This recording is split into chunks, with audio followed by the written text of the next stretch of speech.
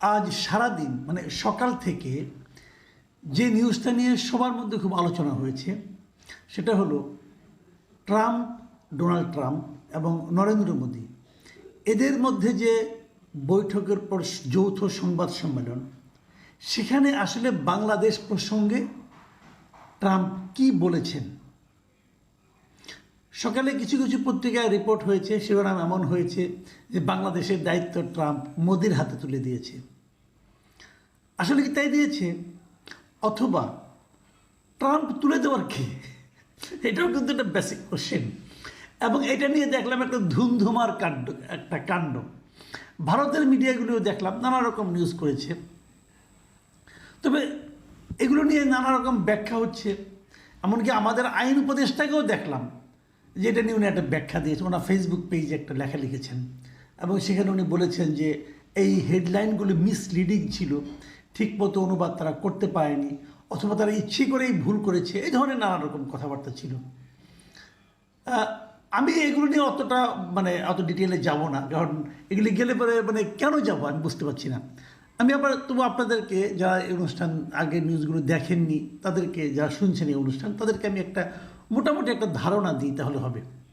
এই যৌথ সংবাদ সম্মেলনে একজন ভারতীয় সাংবাদিক উনি ইংরেজিতে জিজ্ঞাসা করেছেন যে এই যে বাংলাদেশ প্রসঙ্গে তার জিজ্ঞাসা ছিল যে বাংলাদেশে যুক্তরাষ্ট্রের ডিপ স্টেটের কোনো ভূমিকা ছিল কিনা। এই ছিল প্রশ্ন। ডিপ স্টেট জিনিসটা কি এটা একটু আপনাদের বলে নিই। ডিপ স্টেট হচ্ছে ছায়া সরকার, মানে গভীর সরকার না, গভীর দেশ না, ছায়া সরকার আর কি। ছায়া সরকার মানে এইভাবে, ঠিক ছায়া সরকারও না, ব্যাপারটা হলো অদৃশ্য একটা সরকারের প্রভাব।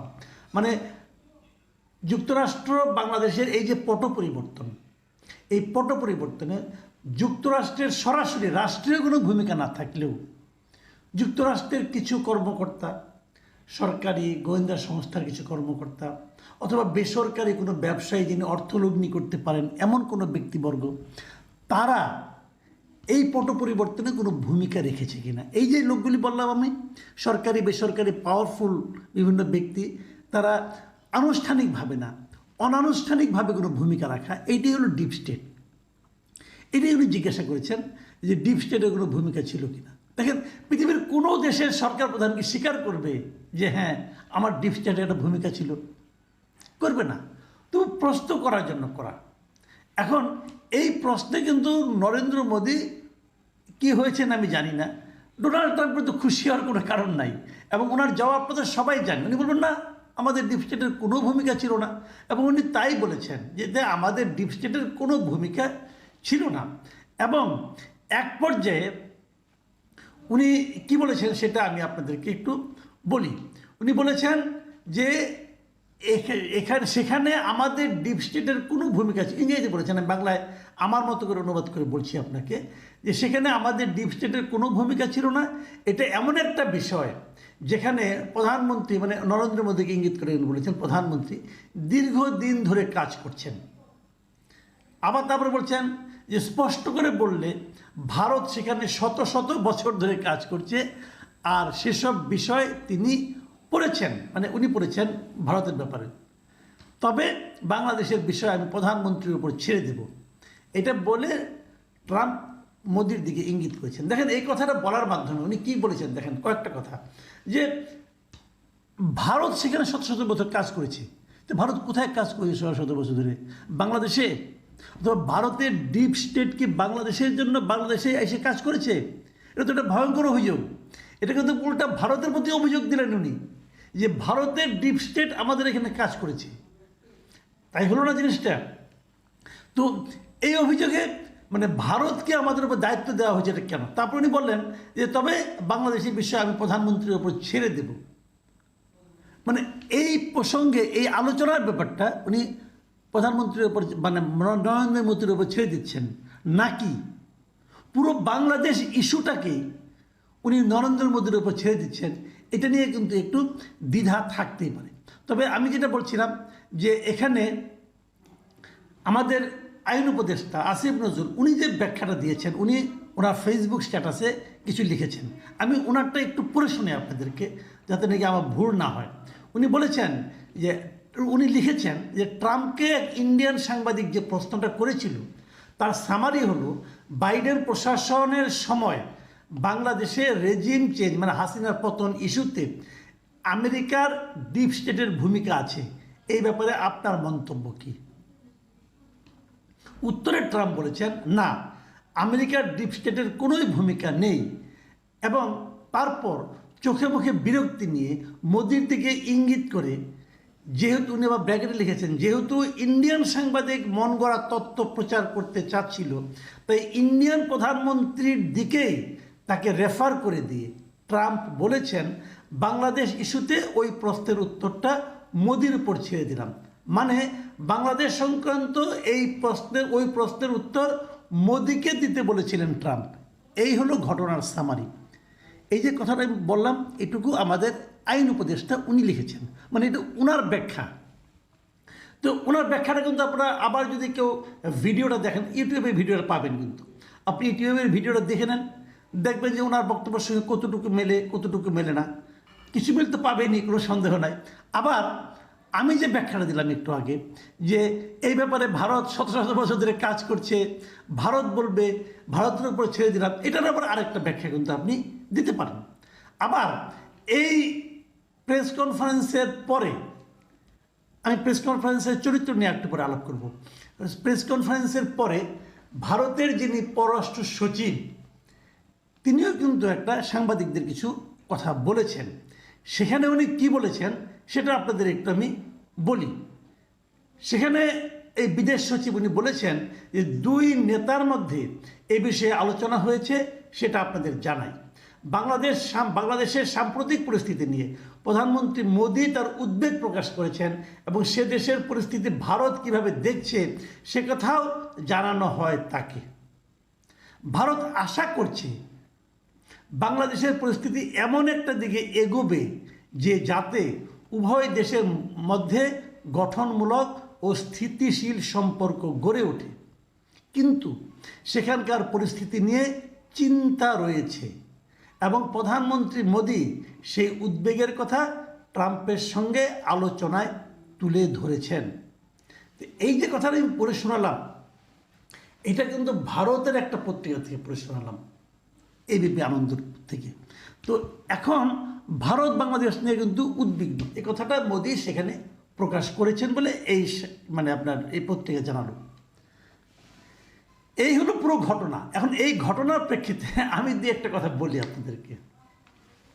এক নম্বর কথা হলো, আপনি যদি ইউটিউবে পুরো অনুষ্ঠানটা দেখেন, ইউটিউবে অনেকগুলো পাবেন, ছোটো ছোটো ক্লিপ পাবেন। আমি বলবো আপনাদেরকে যে যদি আপনাদের সময় থাকে পুরো ইন্টারভিউটা দেখে নেন, আপনি ইউটিউবে দেখবেন। ইউটিউবের দেখলে আপনি দেখবেন যে সংবাদ সম্মেলনের ক্যারেক্টারটা কী ছিল আসলে। আমার কাছে মনে হয়েছে এই সংবাদ সম্মেলনটা খুব একটা স্বতঃস্ফূর্ত এবং আনন্দ ঘন পরিবেশে হয় নাই। এক নম্বর, দেখবেন দুইজন বসে আছে পাশাপাশি এবং বসার ভঙ্গিতেও যে খুব একটা আনুষ্ঠানিকতা এরকম আমি দেখিনি। আর সাংবাদিকরা বসেছিল ফ্লোরে, সাংবাদিকদের বসারও কোনো ব্যবস্থা কিন্তু ওখানে ছিল না। আমার কাছে খুব অবাক লাগছে যে যুক্তরাষ্ট্রে অনুষ্ঠিত একটা সংবাদ সম্মেলন, সেখানে সব সাংবাদিকরা মাটিতে বসে কেন, মানে ফ্লোরে বসে কেন? আবার আরেকটা জিনিস আমি দেখেছি, একটা প্রশ্ন করার জন্য হুড়োহুড়ি ভাব।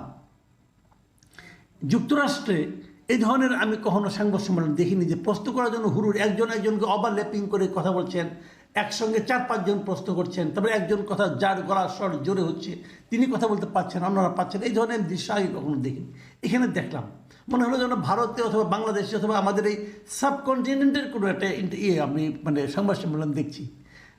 আবার আরেকটা জিনিস দেখলাম, এটাতে খুব প্রিপেয়ার্ড ছিল না। তার মনে হলো কীভাবে, আমি দেখলাম যে পেছনে দুজন ট্রান্সলেটর ছিল, মানে অনুবাদক, তারা অনুবাদ করে দিচ্ছে।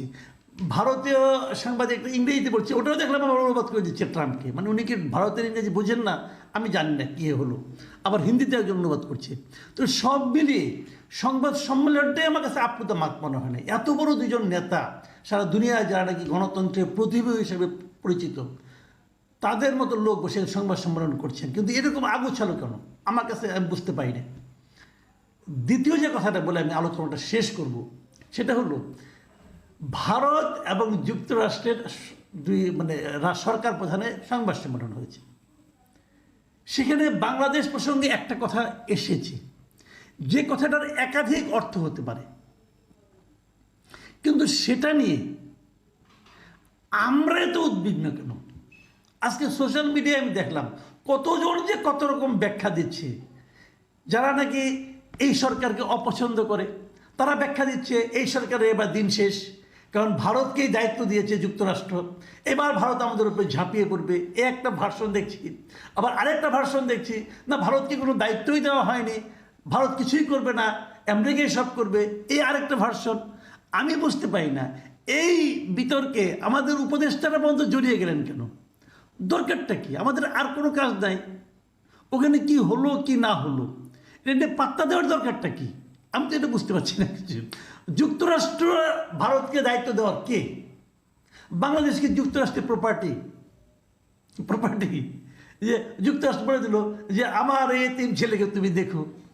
ভাই আমি তো কোনো এই তিন ছেলে না, আমি একটা স্বাধীন সার্বভৌম রাষ্ট্র। তো আমাকে কেন এটা নিয়ে এত টেনশন করতে হচ্ছে? এতই কি সহজ সব কিছু? দুনিয়াটা এতই সহজ? এটা কিন্তু একটা গুরুত্বপূর্ণ বিষয়। আমি এই জিনিসটা বুঝলাম না। আর আমি যে কথাটা আসলে বলে শেষ করতে চাই সেটা হলো, এই সংবাদ সম্মেলন থেকে আমি যে জিনিসটা বুঝেছি, ভাই বাংলাদেশের ব্যাপারে ট্রাম্পের কোনো আগ্রহ নেই। ট্রাম্প হলো এমন একজন রাষ্ট্রপতি আমেরিকা পেয়েছে যে নাকি আমেরিকার বাইরে কিছু চিন্তাই করে না। কোথায় আমেরিকার প্রভাব বাড়লো, কোথায় কমলো, বিশ্বের কোথায় আমেরিকার প্রভাব একদম শেষ হয়ে গেল, এটা নিয়েও আমেরিকার কোনো চিন্তা নাই। তারা তার দেশটাকে নিয়ে চিন্তা করছে, তার দেশের মানুষকে নিয়ে চিন্তা করছে, এর বাইরে কিচ্ছু না। কাজেই এখানে কিছু হলো কি হলো না এটা নিয়ে অত টেনশন করার কিছু নেই। ভারতের যে চিন্তা আমাদেরকে নিয়ে সেটা থাকবে, সেটা যতদিন এখানে বাংলাদেশ থাকবে ততদিনই থাকবে। সরকারে কে থাকুক না থাকুক সেটা ব্যাপার না। সবসময় ভারত চাইবে বাংলাদেশের উপর প্রভাব বিস্তার করতে। কেন চাইবে না? সব পৃথিবীর সব দেশই তার প্রতিবেশীর উপর প্রভাব বিস্তার করতে চায়, এটা কেন চাইবে? সেখানে আমাদের কোনো ষড়যন্ত্র তত্ত্ব বিশ্বাস করে সে অনুযায়ী কাজ করার দরকার নাই। আমরা আমাদের কাজটা করে যাই, যা হবার তাই হবে। আমাদের মধ্যে যদি দেশপ্রেম থাকে তাহলে